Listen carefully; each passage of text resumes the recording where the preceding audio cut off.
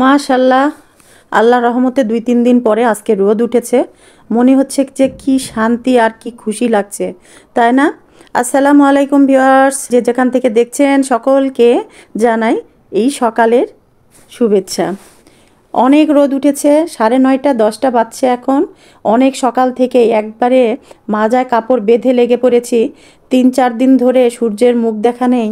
ঘরে যেমন কেমন যেন একটু স্যাঁতস্যাঁতে, মানে আসলে মানসিক সমস্যা এটা আমার অনেক আগে থেকেই, যে সূর্য নেই মানে আমার পুরো বাসাটায় গন্ধ ধরে গেছে। তো যাই হোক, সূর্য উঠেছে, কিছু কিছু জিনিসপত্র রোদে দিয়েছি, বালিশ কাঁথা আর কাপড় চোপড়ও কিছুটা মানে কাঁচা হয়েছে।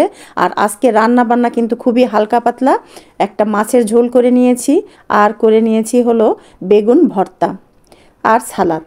তো মাছ কপি দিয়ে ঝোল করে নিয়েছি, সেই মাছটা কই মাছ কপি আর নতুন আলু দিয়ে ঝোল রেখে দিলাম।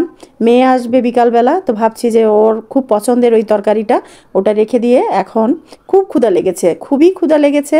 অনেক কাজ হয়ে গেছে, সেই সকালে 7টার সময় উঠে তখন একটু হালকা পাতলা নাস্তা করা হয়েছে। নাস্তাটা অবশ্য কেনা ছিল। আজ কয়েকদিন যাবৎ কী যে হয়েছে, সকালে নাস্তা তৈরি করতে ইচ্ছে করছে না। ওর বাবা বাইরে গেলে কিছু না কিছু কাজে তো নিচে নামেই, আর নিচে নামলেই আমার হলো খুব ফেভারিট একটা খাবার, সেটা হলো কি রুটি, ওটা কি রুটি ভুলে গেলাম, কি রুটি, তন্দুরের রুটি, সরি, তন্দুরের রুটি আর ডাল আমার খুব ভালো লাগে এই খাবারটা। তো ওটা নিয়ে আসছিল, আমি ডিম ভেজে খেয়েছি, চা খেয়ে এই তো কাজে লেগে পড়েছি। এখন বাজছে প্রায় 3টা, তো বুঝতেই পারছেন কেমন ক্ষুধা লেগেছে। সালাডটা করে নিলাম আর একটা বড় কি তাল বেগুন, আমরা তো তাল বেগুন বলি, অনেক সময় লোদা বেগুন বলি, কে এক এক জায়গায় এক এক নাম। বড় একটা বেগুন, সেটা একটু যে পুড়ে ভর্তা করে নিয়েছি আর মাছটা ঝোল করে রেখে দিলাম, আগেই বলেছি। আর কালকে রাতে কেউ ভাত খায় না, শীতের দিন আসলে কী যে হয়, একটু ভারী নাস্তা করলে আর রাতে কেউ খেতে চায় না।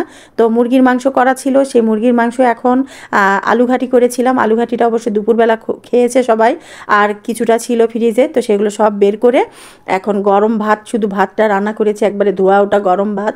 বুঝতেই পারছেন যারা ভাত প্রিয় মানুষ তাদের কাছে ভাত আর তরকারি হলে আর কিছু লাগে না। তো আমাকেও এরকম বলতে পারেন, সবাই জানে আমার ফ্যামিলির, আমার পরিবারের, আমার মা বাবা ভাই বোন সবাই জানে যে আমি একটু ভোজন রসিক, আমি খেতে পছন্দ করি আর আমি তৃপ্তি সহকারে যে কোনো খাবারই খেতে পারি। তো এ তো আলু ঘাটি রুই মাছের মাথা দিয়ে করেছিলাম, আর বাসি আলু ঘাটিটা দিয়ে কিন্তু গরম ভাত খেতে অনেক ভালো লাগে। তো ওর বাবাকে বললাম, সে গোসল করে আসতে আসতে আমার আর তর্স হয়েছে না, আমি তো সালাদ করে নিয়ে বসে পড়েছি। আর এই তো শীত মানেই হলো আমার সালাদ খাওয়ার মজা। আমি তো এমনি সালাদ পছন্দ করি, বা আমরা সকলেই। তো এই এখন দেখা যাবে যে থালি ভর্তি করে সালাদ করে নিয়ে বসবো আর তৃপ্তি করে খেয়ে উঠবো। তো বেগুন ভর্তা দিয়েই কিন্তু পেটটা প্রায় ভরে গেল। এরপরেই তো আলু ঘাটি দিয়ে একটু মানে সব তরকারি একটু একটু করে নিয়ে টেস্ট করা। তো কালকে যে আলু ঘাটি, গরম আলু ঘাটি খেতে যা ভালো লেগেছে, আজকে বাসিটা খেতে আরও বেশি ভালো লাগছে। তো এই তো রান্না খাওয়া আজকে খুব হালকা পাতলা। বাসার যত কাজ ছিল, বিয়ে বাড়ি থেকে বেড়ায় এসে কিন্তু এরপরেই মানে অতটার ফুসরত পাই নাই। কাপড় চোপড় কাচা ছিল অনেক, সেগুলো কেচে সব ধুয়ে নেড়ে দিলাম। ঘর দৌড় সব একটু ঝুল ঝেড়ে নিয়েছি। এরপরে কিছু কাপড় কাচা, কিছু রোদে দেওয়া। 2-3 দিন রোদ না উঠলেই বালিশ কাঁথা কেমন যেন একটা গন্ধ করে, যেটা আমার খুবই অশান্তিকর লাগে। তো সূর্য ওঠার সাথে সাথে সেগুলো রোদে দিলাম। ঘরে বেডশিটগুলো চেঞ্জ করলাম, সবগুলো তো আর করা সম্ভব না, 1-2টা করে করছি আর কি। তো বালিশের খোলগুলো রোদে দিলাম আর বালিশের কভারগুলো সব কেচে আবার নতুন করে, মানে এরই ফাঁকে কিন্তু কোকোর খাওয়া দাওয়া ঠিকই আছে। ও কিন্তু এখন মানে জেদ করে, আগে যেমন ওকে আমার ইচ্ছা মতো খাবার দিতে হতো, যে ওর একটা টাইম ইয়ে করে মানে বুঝে, এখন কিন্তু ও ক্ষুধা লাগলে ক্যামেও করে, তখনই বোঝা যায় যে ও খাবে। এখন খেতে কয়েকবার দিলাম, ও খাচ্ছে, মাঝে মাঝে ঘুরছে ফিরছে আর প্রত্যেকটা কাজে নজরদারি করছে। মানে যেটাই যে কাজই করেন না কেন সেখানেই সে মাথা খাটাবে এবং দেখবে এবং সে করার চেষ্টা করবে। তো মুরগির মাংস আমার আর মানে পেট ভরেই গেছে। তো 1 পিস নিয়ে জাস্ট টেস্ট করলাম, কালকেও খাই নাই, আজকে নিলাম। আর ওর বাবাকে একটু উঠিয়ে দিচ্ছি, সে আমার পরে খেতে বসেছে। আর রূপক খেয়ে নিয়েছে আগেই। রূপকার কোকর খাওয়া শেষ, আমরা দুজন খেতে বসেছি। প্রায় এখন আসরের আজানও দিয়ে দিল আমরা ভাত খেতে খেতেই।